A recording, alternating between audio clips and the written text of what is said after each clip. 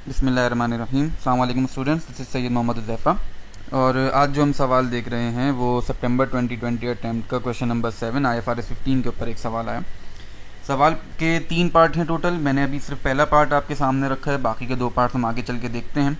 क्या बोल रहा है क्वेश्चन के financial statements of Tirch mill limited TML for the year ended 31 December 2019 are under preparation while reviewing revenue from the contract with customers following matters have been identified। अच्छा, इस सवाल की requirement आपके सामने नहीं लिखी हुई, यहाँ पे मैंने लिखी नहीं है, वैसे मैं आपको बता देता हूँ। It is to prepare correcting entries for the year ended 31 December 2019 as per IFRS 15। इसका मतलब कि सर साल भर में हमने IFRS 15 के हवाले से कुछ गलतियाँ की हैं, उन गलतियों को सुधारने के लिए एंट्रीज पास करनी है। अच्छा जी, पहला पार्ट पढ़ते हैं हम सवाल का कि on 1 October 2019 TML sold machine C to Chain Limited for ₹25 million. As per the contract, payment would be made after 2 years. The accountant recognized sales revenue of ₹25 million upon delivery on 1 October 2019। यहाँ तक रुकिए sir. Sir सवाल के हिसाब से मैंने machine कब cell करी थी? 1 अक्टूबर 2019 को। सही। इसकी मुझे पेमेंट कब मिलनी थी? 1 अक्टूबर 2021 को, 2 साल के बाद। सही है जी। परफॉर्मेंस ऑब्लिगेशन मेरी यहाँ पे सेटिस्फाई हुई, रिसीट्स मुझे यहाँ पे मिल रही हैं, तो बीच में जो 2 साल का गैप है इस पे मुझे क्या करना चाहिए था? इस पे मुझे इंटरेस्ट बुक करना चाहिए था। ऐसा है। इन्होंने क्या किया भाई, यहीं पे इन्होंने पूरा 25 मिलियन एक साथ रिकग्नाइज कर लिया। गलत किया ये चीज़। अच्छा, इसके अलावा और क्या गलती करी कि further commission paid to sales employ for winning the contract of ₹1.6 million was capitalize and is being amortized over 2 year period. Sir ये दूसरी गलती करी इन्होंने। भाई कॉन्ट्रैक्ट के ऊपर इनकर होने वाली तमाम कॉस्ट उसी वक्त हम एक्सपेंस आउट कर देते हैं, कोई कैपिटलाइजेशन नहीं होती। सही। तो ये जो इन्होंने कैपिटलाइज किया है 1.6 मिलियन का, और इसको मजीद इन्होंने अमोर्टाइज किया है 2 साल के लिए, ये भी गलत किया है, तो इसको भी हमने सुधारना है। अच्छा जी, सर सवाल अब करेंगे किस तरीके से, जिस तरीके से बचपन में हम पढ़ा करते थे कि करेक्शन ऑफ एरर्स में। करेक्शन ऑफ एरर्स में हम सर क्या करते थे कि एक एंट्री बनती थी जो हमारी सही होती थी। चलें एक काम करते हैं, एक एंट्री जो हमारी सही होती थी, ठीक। फिर सर हम बनाते थे वो एंट्रीज जो इन्होंने बनाई, जो गलत एंट्रीज इन्होंने बनाई, और फाइनली हम बनाते थे वो एंट्रीज जो बननी चाहिए थी। इस तरीके से काम करते थे सर, वही काम यहाँ पे भी कर लेते हैं। तो सबसे पहले एंट्रीज बननी क्या चाहिए थी? सर सवाल के हिसाब से पहली एंट्री में क्या बनाता, मैंने जो सेल किया है ₹25 मिलियन की जो मैंने सेल करी है उसको मैं सबसे पहले डिस्काउंट करके प्रेजेंट डे पे लेके आता, 2021 से लेके 2019 पे लेके आता। तो इसके हिसाब से मैं एंट्री क्या पास करता सर? क्योंकि मैंने अपनी परफॉर्मेंस ऑब्लिगेशन सेटिस्फाई कर दी है तो मैं रिसीवेबल बुक करता, रिसीवेबल डेबिट और रेवेन्यू क्रेडिट। कितने से बुक करता है सर? 25 मिलियन को डिस्काउंट करके मैं लाता 1.1 1.1 की पावर 2 for 2 ईयर्स। सही है जी। तो इसके हिसाब से मेरा रेवेन्यू बुक होता है 20.66 मिलियन का। सही। इसके अलावा और क्या कॉस्ट इनकर करनी थी सर मुझे? इसके अलावा मैं, क्योंकि ये एंट्री मैंने पास करी है 1 अक्टूबर 2019 को और मैं प्रिपरेशन में, अकाउंट मेरे प्रिपेयर हो रहे हैं 31 दिसंबर 2019 के लिए, तो मैं इसके ऊपर इंटरेस्ट बुक करता। सही। इंटरेस्ट कैसे बुक होता है सर? रिसीवेबल मेरा डेबिट हो जाता। कितने से? 20.66 मल्टीप्लाइड बाय 10% और multiplied by October, November and December, 3 महीने, तो 3/12। सही। और इसके जवाब में मेरे पास इंटरेस्ट इनकम बुक होती। सर ये वह फिगर आती मेरे पास 0.52 मिलियन। इसके अलावा और क्या काम होता है सर? इसके अलावा सर मैंने जो कमीशन पे किया है इसको बुक करता, सिंपली एक्सपेंस आउट कर देता है इसको मैं, कि 1 अक्टूबर को ही कर लेता हूँ इसको भी, 1 अक्टूबर 2019 के commission expense debit and cash या फिर पेएबल क्रेडिट। कितने से सर? 1.6 मिलियन से। सही है जी, ये काम वो था जो मुझे करना चाहिए था। अच्छा, अब मैंने किया क्या वो देखते हैं।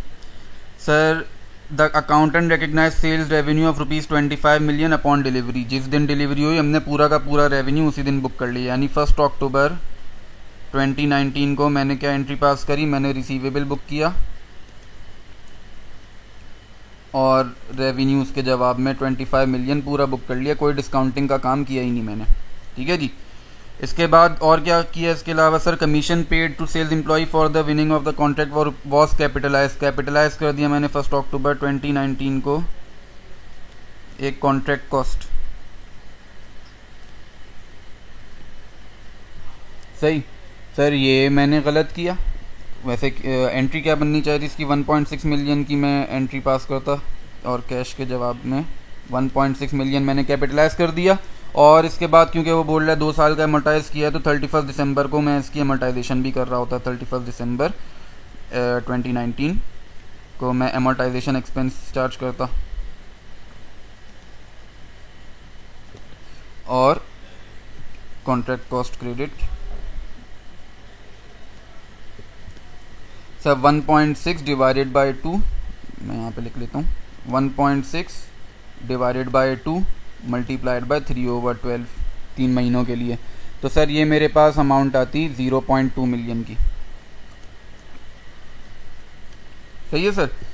अब क्या करें सर? अब हमने करेक्टिंग एंट्रीज पास करनी है। ये काम होना चाहिए था, ये काम होना चाहिए था, ये काम कर दिया। तो अब इसको सही कैसे करेंगे सर? सर रिसीवेबल सबसे पहले रिवर्स करना चाहिए। 25 मिलियन का मैंने बुक किया हुआ है, बुक करना चाहिए था 20.66 मिलियन का। तो सर पहली एंट्री तो मैं पास करूंगा अपने पास, receivable debit and revenue credit. कितने से सर? 25 मिलियन बुक कर लिया, बुक करना चाहिए था मुझे 20.66 से। सही, तो मेरे पास ये एंट्री बनी 4.34 मिलियन की। सही है जी। इसके अलावा सर अब क्या करें?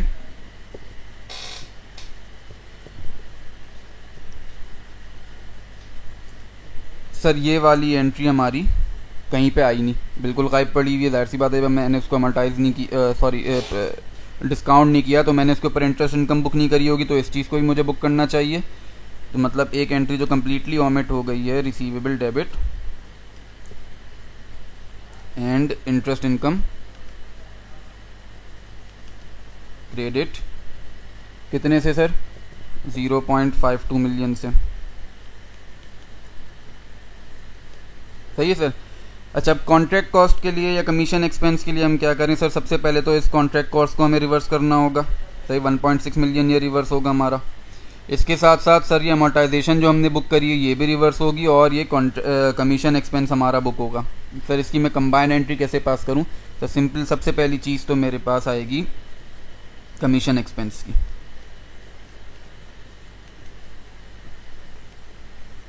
तो कमीशन एक्सपेंस मुझे बुक करना था जो मैंने नहीं किया, तो 1.6 सबसे पहले मैंने वो लिख दिया। ठीक है सर। सर अगर मैं ये कैपिटलाइज नहीं करता तो ये अमोर्टाइजेशन जनरेट नहीं होती, मतलब इस अमोर्टाइजेशन को भी मुझे रिवर्स करना चाहिए।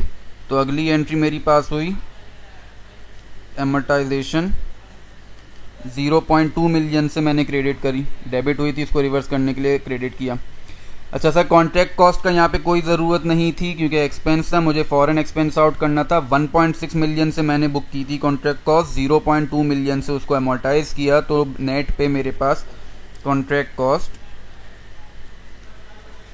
1.4 मिलियन का अभी भी बाकी है। सही, तो यहाँ पे आके मेरा पहला पार्ट मुकम्मल हुआ। सर पहली एंट्री में मैंने जो रिसीवेबल मेरा एक्स्ट्रा बुक हो चुका था 20.66 की जगह मैंने 25 बुक कर दिया था, इसको रिवर्स किया मैंने 4.34 से। दूसरी एंट्री में मैंने क्या किया सर? दूसरी एंट्री में 0.52 मिलियन का जो रेवेन्यू बुक ही नहीं किया था, जो रिसीवेबल इंटरेस्ट इनकम बुक ही नहीं करी थी, उसको मैंने रिकग्नाइज कर लिया। और फाइनली तीसरी एंट्री में जो कॉन्ट्रैक्ट कॉस्ट मैंने कैपिटलाइज करके अमोर्टाइजेशन उसके ऊपर चार्ज करी थी, उसको रिवर्स करके कमीशन एक्सपेंस अपने पास बुक कर लिया। ठीक है सर, ये हमारा पहला पार्ट मुकम्मल हुआ। दूसरे पार्ट के पास अगर हम चलें तो सर अच्छा, रिक्वायरमेंट इसकी भी वही है कि भाई प्रिपेयर करेक्टिंग एंट्रीज। तो सर काम तो यहाँ पे भी वही होगा कि सबसे पहले करेक्टिंग ओरिजिनल एंट्री होनी क्या चाहिए थी, उसके बाद हमने क्या बना दी, एंड फाइनली सही कैसे करें। सही इसी तरीके से काम करेंगे यहाँ पे भी, ठीक है जी। अच्छा जी, सवाल पढ़ते हैं। सवाल पार्ट नंबर 2 बोल रहा है कि TML entered into a contract to manufacture a specialised machine for Dhan limited at a price of ₹30 million. Total revenue है सर हमारा 30 मिलियन का। The contract meets the criteria of recognition of revenue over time. Over time हमने book करना है, ठीक है जी। At the year end the machine was 60% complete. 60% अगर कंप्लीट है सर तो मतलब रेवेन्यू मेरा कितना बुक हो चुका होगा, 30 मल्टीप्लाई बाय 60%, यानी 18 मिलियन का रेवेन्यू के लिए मैं एलिजिबल हूँ अपने पास बुक करने के लिए। It was estimated that a further cost of ₹10 million would be incurred. अच्छा जी, हमने 10 मिलियन की कॉस्ट मजीद इनकर करनी है अभी आने वाले सालों में। Cost of ₹15 million incurred till year end has been included in closing inventory and receipts of ₹11 million have been credited to revenues. अच्छा जी, अजीबोगरीब सी कुछ कहानियाँ करी हैं। सबसे पहले वही चीज़, होना क्या चाहिए था सर, होना क्या चाहिए था कि हमने 11 मिलियन हमें कैश रिसीव हुआ था, तो 11 मिलियन से मैं कैश डेबिट कर देता, ठीक है जी। रेवेन्यू सर मेरा बुक होना चाहिए था कितने से सर, अभी ऊपर कैलकुलेट किया 18 मिलियन से, ठीक है जी। तो सर बाकी का इनका डिफरेंस सर रिसीवेबल बुक कर लेता सर, क्योंकि 60% परफॉर्मेंस ऑब्लिगेशन में अपनी सेटिस्फाई कर चुका हूँ, तो 60% मुझे अपने पास रिकॉर्ड कर लेना चाहिए। 60% जो बनता है 18 में से 11 मुझे रिसीव हो चुका है, तो बाकी मेरे पास 7 मिलियन का रिसीवेबल खड़ा होगा अभी, सही। अच्छा, इसके साथ साथ सर मैंने कॉस्ट इनकर करी थी 15 मिलियन की, तो कॉस्ट ऑफ सेल्स डेबिट हो जाएगा मेरे पास। कॉस्ट ऑफ सेल्स 15 मिलियन से डेबिट करता और कैश या पेबल क्रेडिट कर देता मैं 15 मिलियन से। तो पहली एंट्री ये, दूसरी एंट्री है, ये एंट्रीज वो थी जो मेरी पास होनी चाहिए थी। अच्छा, मैंने क्या कारनामे अंजाम दिए कि cost of ₹15 million incurred till year end has been included in closing inventory. मतलब जिस चीज़ को हमें एक्सपेंस आउट करना चाहिए था उसको हमने क्लोजिंग इन्वेंट्री में डाल दिया, यानी इन्वेंट्री डेबिट कर दी मैंने अपने पास और कैश क्रेडिट 15 मिलियन से। और दूसरा काम क्या किया सर मैंने, receipts of 11 million have been credited to revenues, तो cash debit and revenue credit 11 million से। ये कारनामे हमने अंजाम दिए। अच्छा, अब अपनी गलतियों को सुधारें कैसे सर, एक एक करके एंट्रीज़ को देखते हैं। सर सबसे पहली चीज़, इसको रिवर्स करना चाहिए। इन्वेंट्री तो मेरे पास बुक होगी ही नहीं, सही। इन्वेंट्री की जगह मुझे ये कॉस्ट ऑफ सेल्स लेके आना है, तो पहली एंट्री जो मैं करेक्टिंग पास करूंगा वो होगी कॉस्ट ऑफ सेल्स डेबिट, जो मुझे बुक करना चाहिए था अपने पास expense, and inventory credit 15 million से। सर कैश को बुक करने की ज़रूरत नहीं है क्योंकि कैश दोनों तरफ सही बुक हुआ हुआ है, बिल्कुल ठीक है जी। दूसरी एंट्री में क्या पास करता है सर, दूसरी एंट्री मेरी यहाँ से बनती, इन दोनों को जोड़ के। सर देखें, कैश मैंने बुक कर लिया, कैश यहाँ पे भी बुक हुआ हुआ है। रेवेन्यू मेरा बुक हुआ हुआ है 18 मिलियन से, यहाँ पे रेवेन्यू मैंने बुक किया है 11 मिलियन से, तो मतलब 7 मिलियन का यहाँ पे डिफरेंस आ रहा है, सही। और वो 7 मिलियन का डिफरेंस किसकी वजह से आ रहा है, रिसीवेबल की वजह से आ रहा है। तो सिंपली करेक्टिंग एंट्री में क्या बना दूँ, receivable debit 7 million and revenue credit 7 million, ठीक है जी। ये मेरा दूसरा काम मुकम्मल हो गया, दूसरा पार्ट मुकम्मल हो गया, आसान सा था ये पार्ट, ठीक है जी। अब चलते हैं हम अपने तीसरे पार्ट की तरफ। रिक्वायरमेंट सर फिर से वही बात सेम है कि पहले जो होना चाहिए था उसकी एंट्री पास करूँगा, फिर जो मैंने कारनामे अंजाम दिए उनकी एंट्री पास करेंगे, और फाइनली कारनामों को सुधारने के लिए जो काम करना है उनकी एंट्री पास करेंगे। अच्छा जी, सवाल पढ़ते हैं कि TML entered into a contract to sell 1 unit of machine A and machine B for a total price of ₹16 million। सही, टोटल रेवेन्यू हमारे पास 16 मिलियन का बुक होना है। Machine A was delivered in December 2019 to the customer while machine B was delivered in January 2020। Sir year end change हो गया हमारा, ठीक है। The consideration of ₹16 million is due only after TML transfers both the machine to the customer. Sir यहाँ पे एक चीज़ मुझे पता चल गई कि 2019 में मैं कोई भी रिसीवेबल बुक नहीं करूँगा, भले से मैंने अपनी एक परफॉर्मेंस ऑब्लिगेशन सेटिस्फाई कर दी है, डिलीवरी की परफॉर्मेंस ऑब्लिगेशन मैंने सेटिस्फाई कर दी है मशीन ए के लिए, लेकिन मशीन बी मेरी अभी रहती है और बोल रहा है कि due only after TML transfer both the machine. तो सर इसका मतलब रिसीवेबल की जगह यहाँ पे कॉन्ट्रैक्ट एसेट बुक होना चाहिए। कॉन्ट्रैक्ट एसेट क्यों बुक होना चाहिए? क्योंकि सर कंडीशनल रिसीवेबल है, जब तक मैं अपनी condition to transfer both the machine satisfy ना कर दूं तब तक मैं रिसीवेबल बुक नहीं कर सकता। ठीक है जी। अच्छा, TML sales machine A and B at a stand alone prices of ₹12 and 8 million respectively. Sir अगर मैं चेक करूं स्टैंड अलोन प्राइसेस, मेरे पास टोटल बनती हैं 20 मिलियन की। कैसे? 12 + 8, सही। और मैंने रेवेन्यू कितना बुक किया हुआ है? रेवेन्यू कितना मुझे बुक करना है? 16 मिलियन का। ठीक है, तो मतलब मुझे अपनी मशीन की कॉस्ट को थोड़ा सा अपोर्शन करना पड़ेगा, कर लेते हैं वो भी। अच्छा, the accountant recognize receivable and revenue of ₹12 million upon delivery of machine है। सही, अकाउंटेंट ने हमारे क्या काम किया? रिसीवेबल बुक कर लिया। अभी मैंने बताया आपको रिसीवेबल बुक नहीं होगा, contract cost book, contract asset book होगा, क्योंकि अभी कंडीशनल है ये हमारा राइट रिसीव करने का। ठीक है जी, तो गलती तो मैं नज़र आ गई। अच्छा, फिर वही कहानी, एंट्री पास क्या होनी चाहिए थी? सर मैंने सिर्फ और सिर्फ मशीन ए डिलीवर की है 2019 में, सही। तो मेरा रेवेन्यू अपोर्शन होने के बाद सिर्फ और सिर्फ मशीन ए के लिए बुक होना चाहिए था, और उसी के जवाब में मुझे अपनी कॉन्ट्रैक्ट एसेट बुक कर लेना चाहिए था। ठीक है जी, तो इसके हिसाब से मैं अपनी एंट्री बनाता contract asset debit and revenue credit. Sir कैसे बना, कितने अमाउंट से करता? सर 16 मिलियन की टोटल रेवेन्यू है मेरे पास, ठीक। मल्टीप्लाई करता मैं इसको 12 डिवाइडेड बाय 12 + 8, सही। तो ये मेरे पास फिगर आती 9.6 मिलियन की। तो मैं 9.6 मिलियन से ये एंट्री पास करता अपनी। सर हमने क्या कारनामा अंजाम दिया? हमने कारनामा अंजाम दिया रिसीवेबल बुक करने का। सीधा सीधा 12 मिलियन का हमने रिसीवेबल बुक कर दिया, और रेवेन्यू भी इसके हिसाब से। The accountant recognize receivable and revenue of 12 million. ठीक है जी। अब सर अपने कारनामे को सुधारना है, कैसे सुधारें? सर सबसे पहली चीज़, मैंने रेवेन्यू 9.6 मिलियन से बुक करना चाहिए था, बुक किया हुआ है 12 मिलियन से। तो चलें सबसे पहले इस रेवेन्यू को रिवर्स करता हूँ। ठीक है जी, कैसे वो रिवर्स करूँगा? सर रेवेन्यू डेबिट कर दूंगा। क्रेडिट क्या करूंगा? सर जवाब में क्रेडिट करूंगा रिसीवेबल, जो यहाँ पे मौजूद ही नहीं होना चाहिए था। कितने से? सर 12 मिलियन की जगह मुझे 9.6 अपना चार्ज करना था रेवेन्यू के अकाउंट में, 9.6 बुक करना था। तो इनका डिफरेंस 2.4 से मुझे रिवर्स करना है ये रेवेन्यू की एंट्री, सही। ये पहली एंट्री आ गई। दूसरी एंट्री के लिए मैं क्या करूंगा? सर फिर वही बात बोल रहा हूँ, रिसीवेबल यहाँ पे मौजूद नहीं होना चाहिए, इसका यहाँ पे कोई काम नहीं है। इसकी जगह हमें कॉन्ट्रैक्ट एसेट लाना है। तो कॉन्ट्रैक्ट एसेट ले आते हैं। सर डेबिट कर दिया मैंने कॉन्ट्रैक्ट एसेट, एंड रिसीवेबल मैंने क्रेडिट कर दिया। रिसीवेबल नहीं होना चाहिए, क्रेडिट करके ख़त्म कर दिया। कितने? सर 12 में से 9.6 निकाले, 2.4 मिलियन से ऑलरेडी मेरा रिसीवेबल जो है रिवर्स हो चुका है। बाकी का भी रिवर्स कर लेता हूँ। कैसे? 9.6 मिलियन से। अब अगर चेक करें सर, मुझे कॉन्ट्रैक्ट एसेट 9.6 से बुक करना था, मैंने 9.6 से कॉन्ट्रैक्ट एसेट बुक किया।